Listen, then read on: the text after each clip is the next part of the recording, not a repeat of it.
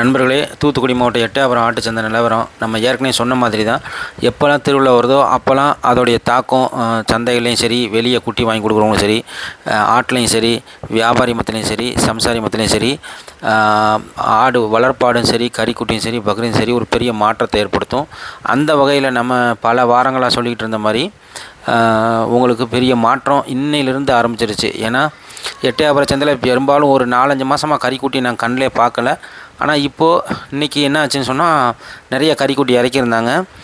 என்ன காரணம்னா கறிக்குட்டியில் பக்ரீத்துக்கு பெரிய பெரிய கொம்பு கடை இறக்கியிருந்தாங்க. அட்வான்ஸாக வந்துட்டாங்க. ஆனால் அந்தளவுக்கு மூவ்மெண்ட் இல்லை. ஏன்னா பக்ரீத்துக்கு 2-3 நாளைக்கு முன்னாடி தான் சம்சாரி வாங்கிட்டு போவாங்க. அதனால் பரும்பெரும் வந்து கொஞ்சம் தேங்கி தான் கிடந்துச்சு. ஆனால் வளர்ப்பு குட்டி எப்பவும் போல் கொஞ்சம் பரபரப்பாக வந்தவுடனே டக்குன்னு முடிஞ்சிட்டு தான் இருந்துச்சு. நாம் கிளம்பி வர்றதுக்கு முன்னாடி கொஞ்சம் மழை, எங்கள் ஏரியாவில் மழை இருக்கிறனால நம்மளால் கொஞ்சம் சீக்கிரம் வர முடியல. கொஞ்சம் லேட்டானால கொஞ்சம் நல்ல குட்டிலாம் போயிடுச்சு. அதனால் நம்மளுக்கு கொஞ்சம் வருத்தமாக தான் இருந்துச்சு. இருந்தாலும் நம்ம உடலை நம்ம சீக்கிரம் நம்ம காருனால அப்படியே அனுசரித்து வந்துட்டோம். இருந்தாலும் மழையில் நம்ம கொஞ்சம் ஸ்பீடாக வர முடியாது. போகிற உள்ள ஆடுகளை பார்த்தோம். இப்போ நம்ம அது மட்டும் இல்லாமல் நம்ம மெட்ராஸ்லேருந்து நம்மகிட்ட வந்து கறிக்குட்டி வாங்கிட்டு போகிறாங்க. அதுவும் ஒரு பெரிய விஷயந்தான்.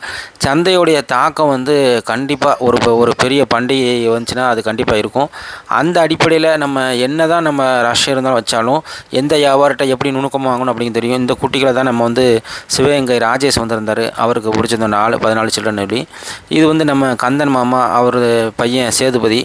இது வந்து ஒரு பெரிய போராட்டத்துக்கு அப்புறம் தான் நம்ம பேசி முடிக்கிறதுக்கு முயற்சி பண்ணிட்டு இருந்தால் கடைசியாக முடித்தோம். இது நீங்கள் பார்த்தீங்கன்னா இன்றைக்கி வந்து சிவகங்கை ராஜேஷ் அவர் வந்து வேறு ஒருத்தர் குட்டி வாங்கி அவர் ரெக்கமெண்ட் பண்ணி நம்ம யூடியூப் பார்த்து வந்தார். அதுக்கப்புறம் ஆண்டனி, மானூர் ஆண்டனி 2 வாரமாக வராரு. நம்மளுக்கு வாங்கி கொடுக்க முடியல. அவர் வந்து பக்கத்தில் எங்களால் பொறுமையாக இருந்து மற்றவங்களுக்கு அவர் முன்னுரிமை கொடுத்தாரு. அதனால அவருக்கு எப்படியாவது நல்லதாக நம்ம அமைச்சு கொடுக்கணும்னு ரொம்ப ஆசை. அதே மாதிரி தூத்துக்குடியில் நம்ம சப்ஸ்கிரைபர் வாங்கி சக்ஸஸ் பண்ணி அவர் ஒரு மாயக்கண்ணன் ஒருத்தர் அனுப்பி விட்டார். அவரும் கொஞ்சம் லேட்டாக வந்துட்டார்.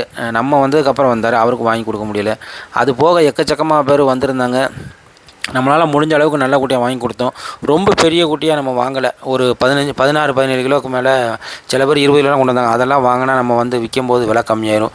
இதையுமே நம்ம என்ன சொல்லிக்கோம்னா அதிகமாக தீவனம் போடாமல் கொஞ்சமாக தீவனம் போட்டு ஒரு 30-33 கிலோ வரைக்கும் வர மாதிரி வச்சு கொஞ்சம் நீட்டி போகிற மாதிரி. இது வந்து எப்படின்னா அவங்களுக்கு இது இந்த வளர்ப்பு முறை தெரியும் அப்படின்னு இவங்களாம் விரும்பி இந்த குட்டியை கேட்டாங்க. இதுக்கு நிறைய கூட்டம் நம்ம ஆரம்பிக்கும் போது இல்லை, நம்ம விலை வைக்கும்போது கூட்டம் கூடிருச்சு. இருந்தாலும் நம்ம மாமாட்ட எவ்வளோ பேசணும், கந்த மாமாட்ட இதோட ரொம்ப சின்ன குட்டியெல்லாம் 16,000 அப்படிலாம் வாங்கிட்டு போயிருந்தாங்க. இது நல்ல பருங்குட்டி, அதாவது 20 கிலோ குட்டியும் கிடக்கு, 17 கிடக்கு. இதில் ஒரு 15 கிலோ தரன்னு பார்த்தீங்கன்னா ஒரு 10-15 குட்டிக்கு கீழே தான் இருக்கும். மற்றது எல்லாமே 17, 18, 20 அந்த மாதிரி பரும்பெருங்குட்டிகளாக இருக்குது. அதனால் சில பேர் சொல்லுவாங்க இப்போ நம்ம சின்ன குட்டியாக வாங்கி 4 மாதம் வளர்த்து அதுக்கப்புறம் வளர்க்கும் அப்படின்னு. ஆனால் அது நல்ல ஐடியா இருந்தாலும் அந்த சின்ன குட்டியாக வாங்குறவங்க வந்து அனுபவசாலி மட்டும் தான் வாங்கணும்.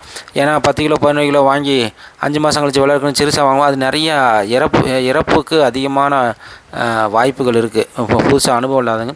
அதனால் புதுசாக வர்றவங்க கொஞ்சம் பருங்குட்டியாகவே வாங்குங்க. விலை இல்லாட்டி அதுக்கு தகுந்த மாதிரி தீவனத்தை இறக்கி ஏற்றி போடலாம்.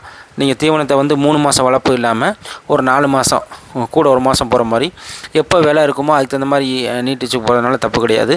உங்களுக்கு கொஞ்சம் பெரிய குட்டியாக இருந்துச்சுன்னா உயிரிழப்பு கம்மியாக இருக்கும். சின்ன குட்டி வாங்கலாம். ரொம்ப அனுபவசாலியாக இருக்கவங்க 11 கிலோ 12 கிலோ 13 கிலோ அந்த தரத்தில் வாங்கி ஒரு 4 மாதத்துக்கு மேலே வளர்த்து தீவனத்தை ரெகுலராக அப்படி கூட்டி கொண்டு போகலாம்.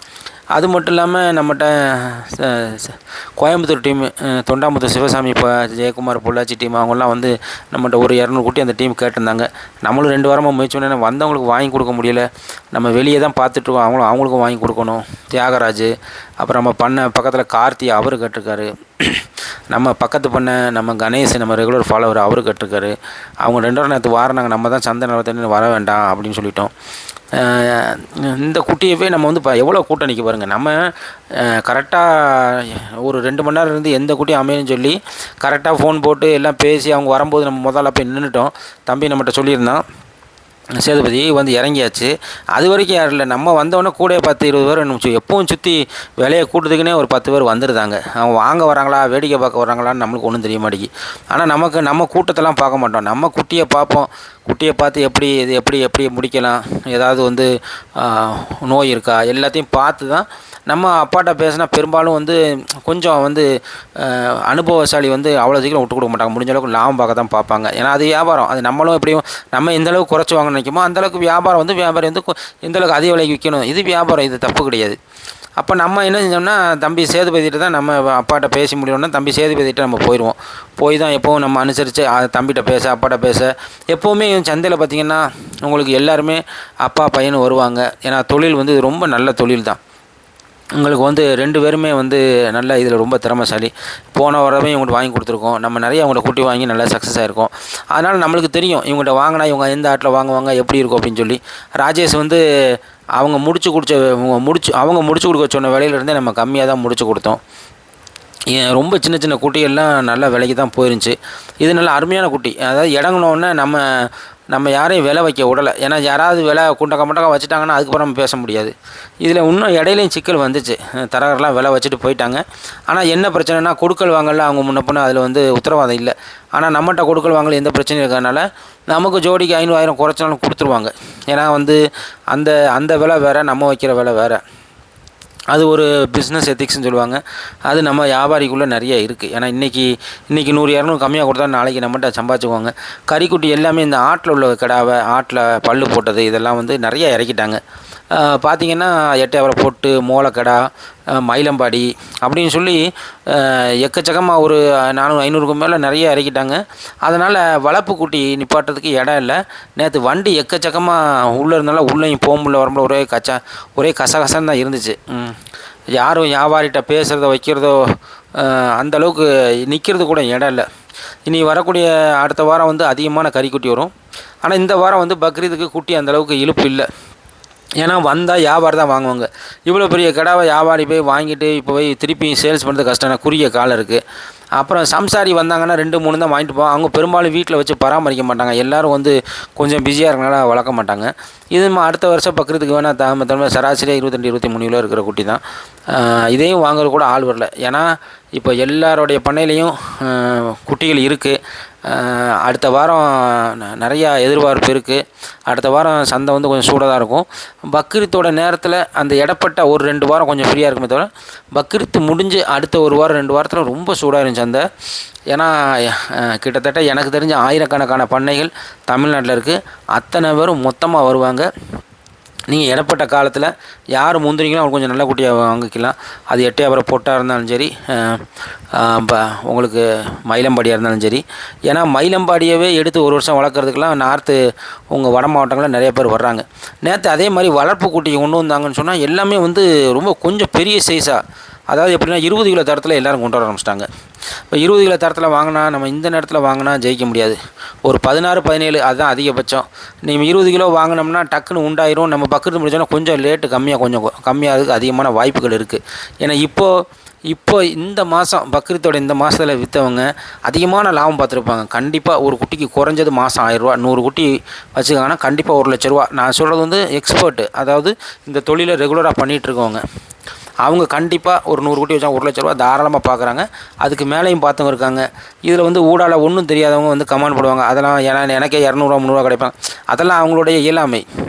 அதை நீங்கள் பின்பற்ற வேண்டாம். எனக்கு தெரிஞ்சு 2000 குட்டி 3000 குட்டி 1000 குட்டி வளர்க்குறவங்களாம் சாதாரணமாக ஒரு குட்டிக்கு 1000 ரூபா பார்த்தவங்களாம் இருக்காங்க. உயிரிழப்புலாம் இல்லாமல் அந்த தடுப்பூசி எல்லாம் போட்டு பெர்ஃபெக்டாக போட்டு நல்லபடியாக லாபம் பார்த்தாங்க. ஏன்னா இன்றைக்கி பக்ரீத்துக்கு வந்து பெரிய பெரிய குட்டி வளர்த்தவங்கலாம் இன்றைக்கி வந்து 550 ரூபா ரேட்லாம் விற்றுட்ருக்காங்க. அதாவது பக்ரீத்து அவங்க பண்ணையில் வந்து வாங்குறவங்களுக்கு 550லேருந்து 600 வரைக்கும் பாருங்க. அதாவது ஹெவி சைஸ்ன்னு சொல்லுவாங்க. 40 45 உங்களுக்கு 50க்கு மேலே போகும்போது வந்து கிலோ கணக்கெலாம் கிடையாது. சந்தையிலலாம் நீங்கள் 60 கிலோ 70 கிலோ கடைலாம் 45,000 50,000 அப்படி சொல்லுவாங்க. கொஞ்சம் போனால் அந்த மாதிரி ரேட்லாம் இருக்குது. 4 பல்லு போட்டது அந்த மாதிரி வளர்த்தவங்களுக்குலாம் நல்ல லாபம் இருக்குது. அப்படி வளர்த்தவங்களுக்கு லாபம் இருக்குது. இப்போ நீ கறிக்குட்டியவே பக்ரீத்துக்கு நம்ம குட்டியெல்லாம் நம்ம பண்ணையிலேருந்து கிட்டத்தட்ட ஒரு 500 குட்டியை ஒரே வாரத்தில் அழிச்சிட்டு கறிக்குட்டியாகவும் கொடுத்துருக்கோம், பக்ரீத்து வளர்க்கவும் கொடுத்துருக்கோம். அது போக நம்ம 500 குட்டி நம்மள்ட்டையும் நம்ம சப்ஸ்கிரைபர் நம்ம தருமபுரி மணியாக இருக்கட்டும், நம்ம தம்பி பக்கத்து பண்ண கார்த்தியாக இருக்கட்டும், நம்ம பக்கத்து பண்ண ராமநாதபுரம்னா அந்த ராமநாதபுரம் மாவட்டத்தில் எங்கள் விஸ்வநாதபுரி பக்கத்தில் ராமநாதபுரம்னு இன்னொரு ஊர் இருக்குது, கிராமம் ராயகிரி பக்கத்தில். அந்த ஊரில் நம்ம ரெகுலர் சப்ஸ்கிரைபர் நம்ம கணேஷாக இருக்கட்டும், அவர் குட்டி. அதுக்கப்புறம் பார்த்திங்கன்னா இன்றைக்கி காலையில் நம்ம ராஜபாளையம் மிலிட்ரி ஆஃபீஸரு அவர் வந்து அவரோட குட்டி நம்ம பண்ணைக்கு வந்திருக்கு. அதுக்கப்புறம் பார்த்துட்டிங்கன்னா பார்த்திபனூர் ராமநாதபுரம் மாவட்டத்தில் அவரோட குட்டி வந்துக்கிட்டு இருக்குது. இந்த எல்லாமே நம்ம பண்ணையில் தான் வந்து இருக்குது. அந்த நம்ம 500 குட்டியை விட்டுட்டு கிட்டத்தட்ட ஒரு 400 500 குட்டி புது குட்டி நம்ம சப்ஸ்கிரைபர் வளர்க்க கொடுத்த குட்டி நம்ம பண்ணையில் வந்து அதையும் நம்ம பாதி சேல்ஸ் பண்ணி இன்னும் நம்ம குட்டி எல்லாம் சேல்ஸ் முடிஞ்சு நம்ம சப்ஸ்கிரைபர் குட்டியும் சேல்ஸ் பண்ணிகிட்ருக்கோம். ஏன்னா நம்ம முடிஞ்சோன்னா நம்மளுக்கு பொறுப்பு இருக்குது. என் friend in need is a friend in need. எனக்கு என்னோடய சப்ஸ்கிரைபர் எப்படி நண்பர்களோ, ஆபத்தான காலத்தில் நமக்கு எப்படி உதவுறாங்களோ அதே மாதிரி நம்மளும் அவங்களுக்கு உதவி செய்யணும்.